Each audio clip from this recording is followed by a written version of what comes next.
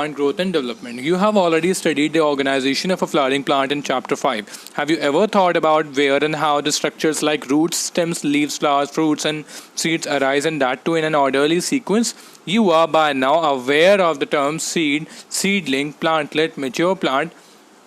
You have also seen that trees continue to increase in height on girth over a period of time. However, the leaves, flowers, and fruits of the same tree not only have limited dimensions but also appear and fall periodically and sometimes repeatedly.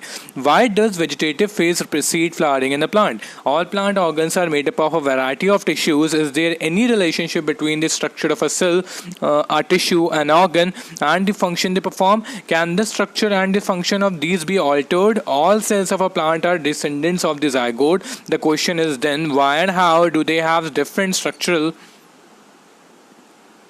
and functional attributes? Development of the sum of the two processes, growth and differentiation, to begin with, it is essential and sufficient to know that the development of mature plant from a zygote fertilized eggs follow a precise and highly ordered succession of events. During this process, a complex body organization is formed that produces roots, leaves, branches, flowers, fruits, and seeds, and eventually they die. The first step in the process of plant growth is a seed germination. The seed germination, when favorable conditions for growth exist in the environment. In absence of such favorable conditions, the seeds do not germinate and goes into a period of suspended growth or rest. Once favorable conditions return, the seeds resume metabolic activities and growth takes place.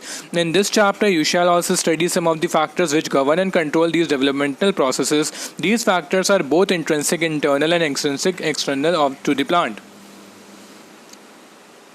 Growth. Growth is regarded as one of the most fundamental conspicuous characteristics of a living being. What is growth? Growth can be defined as an irreversible, permanent increase in size of an organ or its part, or even of an individual cell. Generally, growth is accompanied by metabolic processes, both anabolic and catabolic, that occur at the expense of energy. Therefore, for example, expansion of a leaf is growth. How would you describe the swelling of a piece of wood when placed in water? 15.1.1 Plant growth generally is indeterminate. Plant growth is unique because plants retain the capacity for unlimited growth throughout their life. This ability of the plants is due to the presence of meristems at certain locations in their body. The cells of such meristems have the capacity to divide and self-perpetuate. The product, however, soon loses the capacity to divide, and such cells make up the plant body. This form of growth, wherein new cells are always being added to the plant body by the activity of the meristem, is called open form of growth. What would happen if the meristem ceases to divide? Does this ever happen?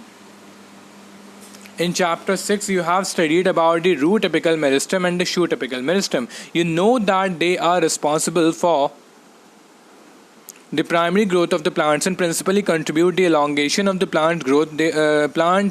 Plants along their axis. You also know that in dicotyledonous plants and gymnosperms, the lateral meristems, vascular cambium and cork cambium, appear later in life. These are the meristems that cause the increase in the girth of the organs in which they are active. This is known as secondary growth of the plants. 15.1.2 Growth is measurable.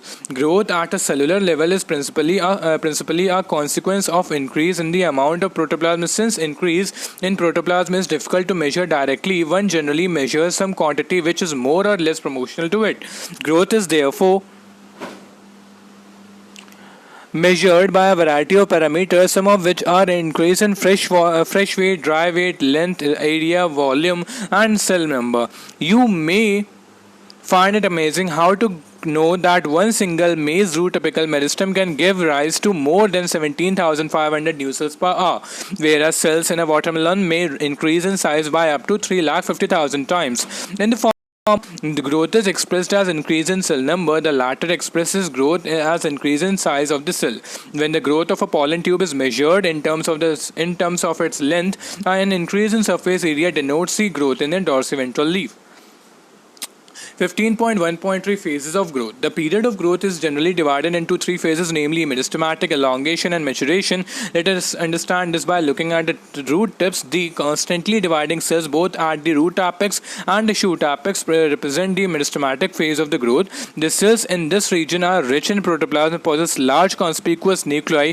Their cell walls are primary in nature, thin and cellulosic with abundant plasmodesmatal connections. The cells proximal just next away from the tip to the meristematic zone represent the phase of elongation. Increased vacuolation, cell enlargement, and new cell wall deposition are the characteristic of the cells in the phase. Further away from the apex, that is more proximal to the phase of elongation, lies a portion of axis which is undergoing the phase of maturation. The cells of this zone attain their maximal size in terms of cell wall thickening and protoplasmic modification. Most of the tissues and cell types you have studied in chapter 6 represent this phase. 15.1.4 Growth rates. The increased growth rates per unit time is termed as growth rate. The rate of growth can be expressed mathematically. An organism or a part of the organism can produce more cells in a variety of ways. The growth rate shows an increase that may be arithmetic or geometrical. In arithmetic growth, following mitotic cell division, only one daughter cell continues to divide while the other differentiates and matures. The simplest expression of arithmetic growth is exemplified by a root elongating at a constant rate. Look at figure 15.5. On plotting the length of an organ against time, a linear curve is obtained. Mathematically, it is expressed as LT is equals to L0 plus RT and all others. Let us see, or let me read it. LT is equals to L0 plus RT. LT is equals to length at time t. L0 is equals to L0 or L0 is equals to length at time 0. R is equals to growth rate or elongation per unit time. Let us now see that what happens in geometrical growth. In most systems, the initial growth is slow, lag phase, and it increases rapidly thereafter at an exponential rate, log or exponential phase. Here, both the progeny cells following mitotic cell division retain the ability to divide and continue to do so. However, with limited nutrient supply, the growth slows down, leading to a stationary phase. If we plot the parameter of growth against time, we get a typical sigmoid or S-curve. Figure 15.6, a sigmoid curve is a characteristic of living organism growing in a natural environment. It is typical for all cells, tissues, and organs of a plant. Can you think of more similar examples? What kind of a curve can you expect in a tree showing a seasonal activities? The exponential growth can be expressed as W1 is equals to W0 ERT to the power ERT. W1 final size, weight, height, number, etc. W0 initial size at the beginning of the period. R is equals to growth rate. T is equals to time of growth. E is equals to base of natural logarithms. Here R is a relative growth rate and is also the measure of the ability of the plant to produce new plant material, referred to as efficiency index. Hence, the final size of W1 depends on the initial size W0.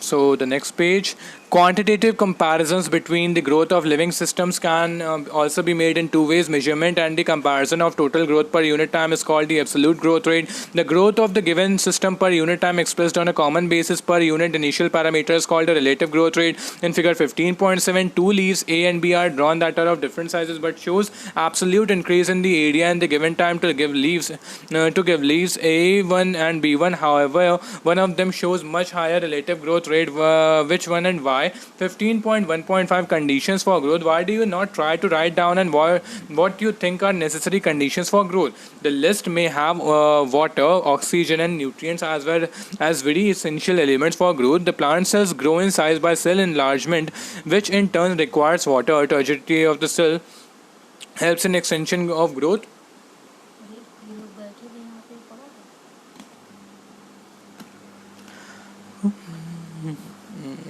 And the plant cells grow in size by the cell enlargement, which in turn requires water. Turgidity of the cells helps in extension of growth. Thus, plant growth and further development is intimately linked to the water status of the plant. Water also provides a medium for enzymatic activities needed for growth. Oxygen helps in releasing metabolic activities essential for growth activities. Nutrients, macro and micro essential elements are required by plants for the synthesis of protoplasm protoplasm and act as a source of energy. In addition, every plant organism has an optimum temperature range best suited for its growth. Any deviation from this range could be detrimental to its survival. Environmental signals such as light and gravitation also affect certain phases and stages of growth. 15.2 Differentiation or dedifferentiation and redifferentiation. The cells derived from root apical and shoot apical meristem and cambium differentiate and mature to perform specific functions. This act leading to the maturation is termed as differentiation. During differentiation, cells undergo few to major structural changes both in their cell walls and protoplasm. For example, to form a tertiary element, the cells would lose their protoplasm. They also develop a very strong elastic lignocellulose secondary cell walls to carry water to long distances even under extreme tensions. Try to correlate the various anatomical features you encounter in plants to the functions they perform. Plants show another interesting phenomenon. The living differentiated cells that by now have lost the capacity to divide can regain the capacity of division under certain conditions. This phenomenon is termed as dedifferentiation. For example, formation of meristems, interfascicular cambium and cork cambium from fully differentiated parenchyma cells. While doing so, such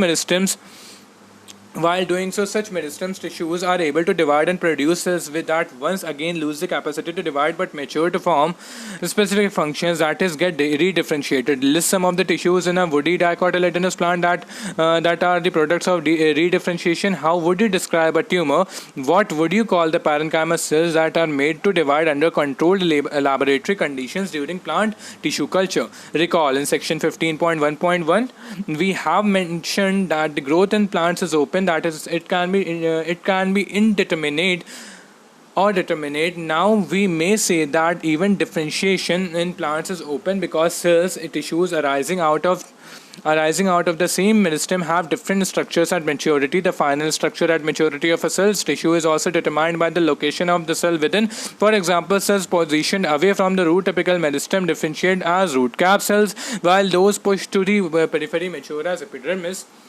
Can you add a few more examples of open differentiation correlating the position of a cell to its position in an organ? 15.3 Development. Development is a term that includes all changes that an organism goes through during its life cycle, from germination of the seed to senescence. Diagrammatic representation of the sequence of processes which constitute the development of a cell of a higher plant is given in figure 15.8. It is also applicable to tissues or organs. Plants follow different pathways in response to environment or phases of life to form different kinds of structures. This ability is called plasticity. Example, heterophyll in cotton, in coriander and larkspur. In such plants, the leaves of the juvenile plant are different in shape from those in mature plants. On the other hand, difference in shapes of leaves produced in air and those produced in water in buttercup also represent the heterophilous development due to environment. This phenomenon of heterophyly is an example of plasticity. Thus, growth, differentiation and development are very closely related events in the life of a plant. Broadly, development is considered to the sum of the growth and differentiation. Development in plant, that is, both growth and differentiation, is under the control of intrinsic and extrinsic factors. The former includes both intracellular genetic or intracellular factors, chemicals such as plant growth regulators, while the latter includes light, temperature, water, oxygen, nutrition, etc.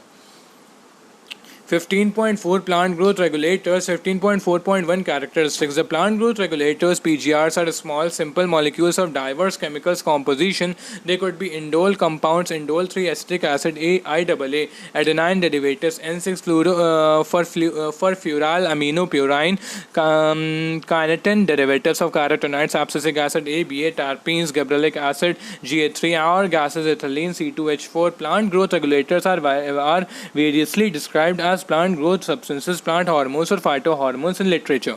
The PGRs can be broadly divided into two groups based on their functions in a living plant body. One group of PGRs are involved in growth promoting activities such as cell division, cell enlargement, pattern formation, tropic growth, flowering, fruiting, and seed formation. These are also called plant growth promoters. Example, auxins, gibberellins, and cytokinins. The PGRs of the other group play an important role in plant responses to wound and stresses of biotic and abiotic origin. They are also involved in various growth inhibiting activities such as dormancy and abscission. The PGR abscisic acid belongs to this group. The gaseous PGR ethylene could fit either of the groups, but it is largely an inhibitor of growth activities.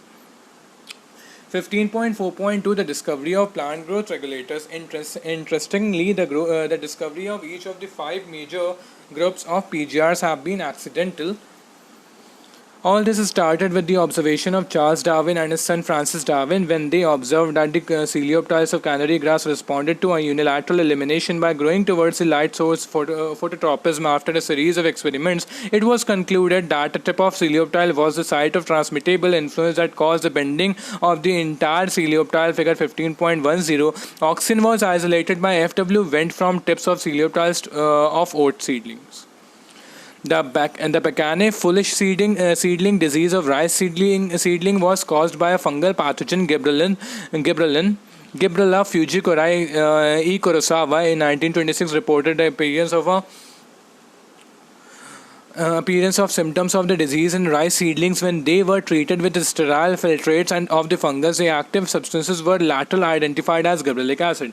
F. Skoog and his co-workers observed that from the intranodal segments of tobacco stems, the callus, a mass of undifferentiated cells proliferated only if, in addition to auxins, the nutrient medium was supplemented with one of the following: extracts of vascular tissues, yeast extract, coconut milk, or DNA. Miller et al. 1955 later identified and crystallized the cytokinesis promoting active substances that they termed kinetin. During mid-1960s, 3 independent researchers reported the purification and chemical characterization of 3 different kinds of inhibitors: inhibitor B, abscission second, and dormin. Later, all the 3 were proved to be chemically identical. It was named abscisic acid ABA. H. Cousins 1910 confirmed the release of volatile substances from ripened oranges that hastened the ripening of stored and ripened bananas. Later, this volatile substance was identified as ethylene, a gaseous PGR. Let us study some of the physiological effects of these 5 categories of PGRs in the next section. 15.4.3 Physiological effects of plant growth regulators. 15.4.3.1 Auxins. Auxins, from Greek word auxin, to grow, was first isolated from human urine. The term auxin is applied to the indole 3-acetic acid IAA and to other natural and synthetic compounds having certain growth regulating properties. They are generally produced by the growing apices of the stems and roots. From where they migrate to the region of their action. Auxins like indole acetic acid and indole butyric acid have been isolated from plants NAA, naphthalene acetic acid, and 2,4-D, 2,4-dichlorophenoxy acetic acid. Acetic are synthetic auxins. All these auxins have been used extensively in agriculture and horticulture practices. They help to initiate rooting in stem cuttings and application widely used for plant propagation. Auxins promote flowering. Example, in pineapples, they help to prevent fruit and leaf drops at early stages, but promote the abscission of older mature leaves and fruits. In most higher plants, a growing apical bud inhibits the growth of the lateral axillary buds. A phenomenon called apical dominance, removal of shoot tips decapitation, usually results in the growth of lateral buds. 15.11 It is widely applied in tree plantations, hedge making. Can you explain why? Auxins also induce parthenocarpy in tomatoes. They are widely used as herbicides. 2,4-D, widely used to kill dicotyledonous weeds, does not affect mature monocotyledonous plant. It is used to prepare weed-free lawns by gardeners. Auxin also controls xylem differentiation and helps in cell division. 15.4.3.2 Gibberellins. Gibberellins are another kind of promotory PGR. There are more than 100 gibberellins reported from widely different organisms such as fungi and higher plants. They are denoted as GA1, GA2, GA3 and so on. However, gibberellic acid GA3 was one of the first gibberellins to be discovered and remains the most intensively studied form. All GAs are acidic. They produce a wide range of physiological responses in the plants. Their ability to cause an increase in the length of axis is used to increase the length of grapes stalks. Gibberellins cause fruits like apples to elongate and improve its shape. They also delay senescence. Thus, the fruits can be left on the tree longer so as to extend the market period. GA3 is used to speed up the malting process in brewing industry.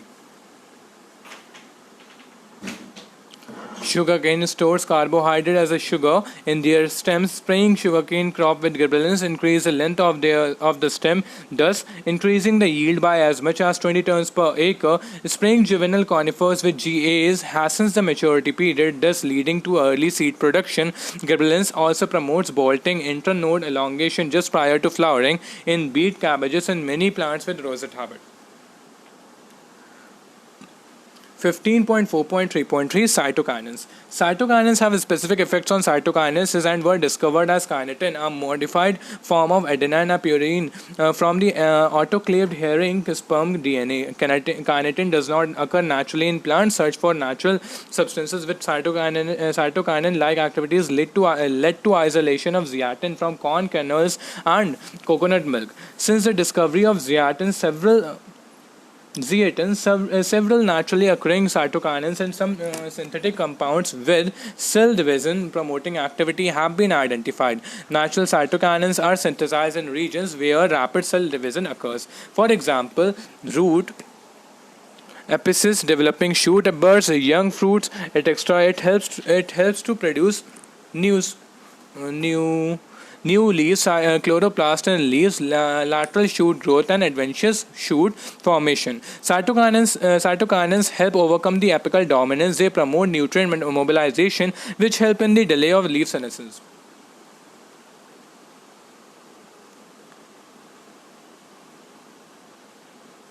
15.4.3.4 Ethylene. Ethylene is a simple gaseous PGR. It is synthesized in large amounts by tissues undergoing senescence and ripening fruits. Influencers of ethylene on plants include horizontal growth of seedlings, swelling of the axis and apical hook formation in dicot seedlings. Ethylene promotes senescence and abscission of plant growth, especially of leaves and flowers. Ethylene is highly effective in fruit ripening. It enhances the respiration rate during the ripening of the fruits. This rise in rate of respiration is called respiratory climactic. Ethylene breaks the seed and bud dormancy, initiates germination in peanut seeds, sprouting potato tubers. Ethylene promotes rapid internode petiole elongation in deep water rice plants. It helps leaves upper parts of the shoot to remain above water. Ethylene also promotes root growth and root hair formation, thus helping the plants to increase their absorption surface. Ethylene is used to initiate flowering and for synchronizing fruit set in pineapples. It also induces flowering in mangoes. Since ethylene regulates so many physiological processes, it is one of the most widely used PGR in agriculture. The most widely used compound as source of ethylene is ethefon. Ethefon is an aqueous solution which is readily absorbed and transported within the plant and releases ethylene slowly. Ethefon hastens fruit ripening in tomatoes and apples and accelerates abscission in flowers and fruits, thinning of cotton, cherry, walnut. It promotes female flowers in cucumbers, thereby increasing the yield. 15.4.3.5 Abscisic acid. As mentioned earlier, abscisic acid ABA was discovered for its role in regulating abscission and dormancy, but like other PGRs, it also has other wide-ranging effects on plant growth and development. It acts on the general plant growth inhibitor and an inhibitor of plant metabolism. ABA inhibits seed germination. ABA stimulates the closure of stomata and increases the tolerance of plants to various kinds of stresses. Therefore, it is also called a stress hormone. ABA plays an important role in seed development, maturation, and dormancy. By inducing dormancy, ABA helps seeds to withstand desiccation and other factors unfavorable for growth. In most situations, ABA acts as an antagonist to GAs.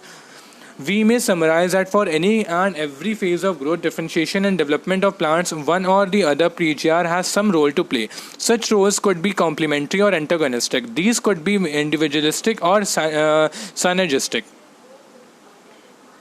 Similarly, there are a number of events in the life of a plant where more than one PGR interact to event. Example: dormancy in seed buds, abscission, senescence, apical dominance, etc. Remember, the role of PGR is of only one kind of intrinsic control, along with genomic control and extrinsic factors. They play an important role in plant growth and development. Many of the extrinsic factors, such as temperature and light, control plant growth and development via PGR. Some of such events could be vernalization, flowering, dormancy, seed germination, plant movements, etc. We shall discuss briefly the role of light and temperature, both of them the extrinsic factors on initiation of flowering. Okay, 15.5 phytoperiodism. Okay, it has been observed that some plants require a periodic exposure to light to induce flowering. It is also seen that such plants are able to measure the duration of exposure to light. For example, some plants require the exposure to light for a period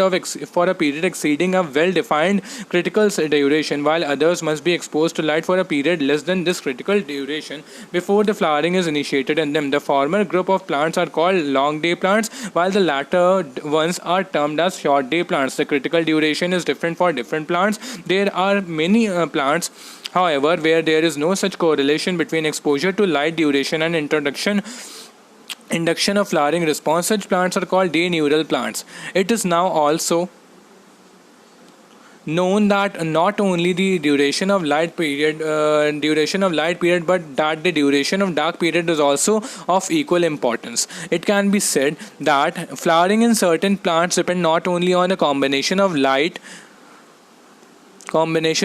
and dark exposures, but also on their relative durations. This response of plants to period of day night is termed photoperiodism. It is also interesting to note that while shoot apices modify themselves into flowering apices prior to flowering, that is shoot apices of plants by themselves cannot perceive photoperiods. The site of perception of light dark duration are the leaves.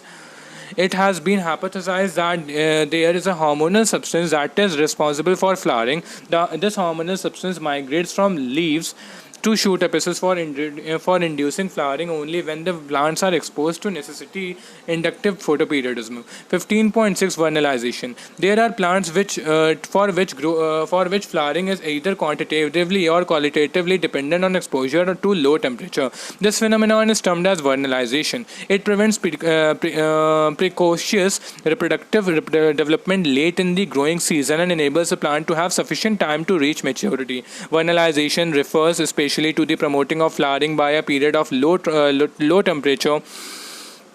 Some important food plants, wheat, barley, rye, have two kinds of varieties, winter and spring varieties. The spring variety are normally planted in the spring and come to flower and produce grain before the end of the growing season. Winter varieties, however, if planted in spring, would normally fail to flower or produce mature grain within a span of a flowering season. Hence, they are planted in autumn.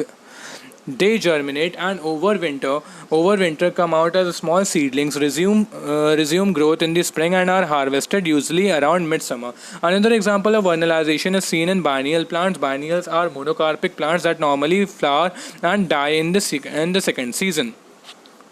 Sugar beet, cabbages, carrots are some of the common biennials. Subjecting the growing of biennial plants to a cold treatment stimulates a subsequent photoperiodic flowering response. 15.7 Seed dormancy. There are certain seeds which fail to germinate even when external conditions are favorable.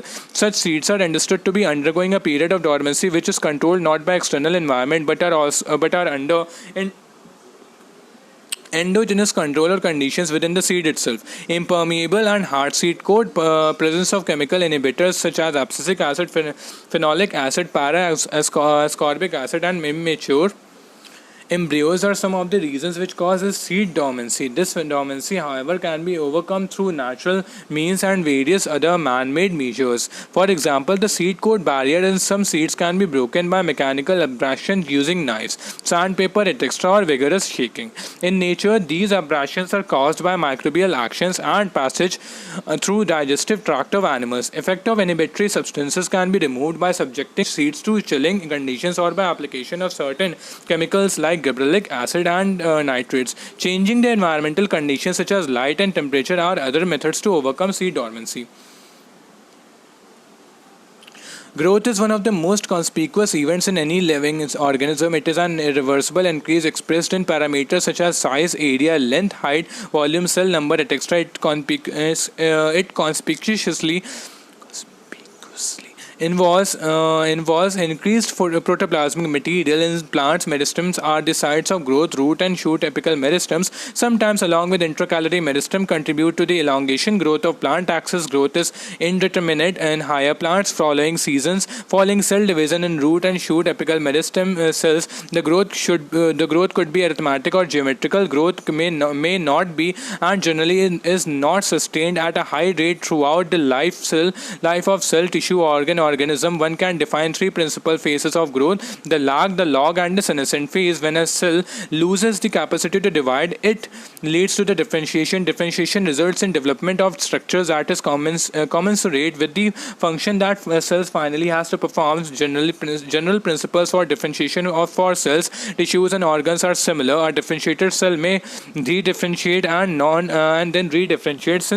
Since differentiation in plants is open, the development could also be flexible. That is, the development is the sum of growth and differentiation. Plants exhibit plasticity in development. Plant growth and development are under the control of both intrinsic and extrinsic factors. Intrinsic factors are the chemical substances called plant growth regulators, PGR. They are diverse group of PGRs in plants, principally belonging to the five groups: auxins, ghrelins, cytokinins, abscisic acid, and ethylene. These PGRs are synthesized in various parts of the plant. They control different differentiation and developmental events. Any PGR has diverse physiological events of plants. Diverse PGRs also manifest similar effects. The PGRs may act synergistically on plants. Diverse PGRs also manifest similar effects. PGRs may act synergistically or antagonistically. Plant growth and development is also affected by light, temperature, nutrition, oxygen status, gravity, and such external factors. Flowering in some plants is induced only when exposed to certain duration of photoperiod. Depending on the nature of photoperiod requirements, the plants are called short day plants, long day plants, and day neutral plants. Certain plants also need to be exposed to low temperature so as to hasten flowering later in life. This treatment is known as vernalization. Thanks for being consistent, guys. Thanks a lot.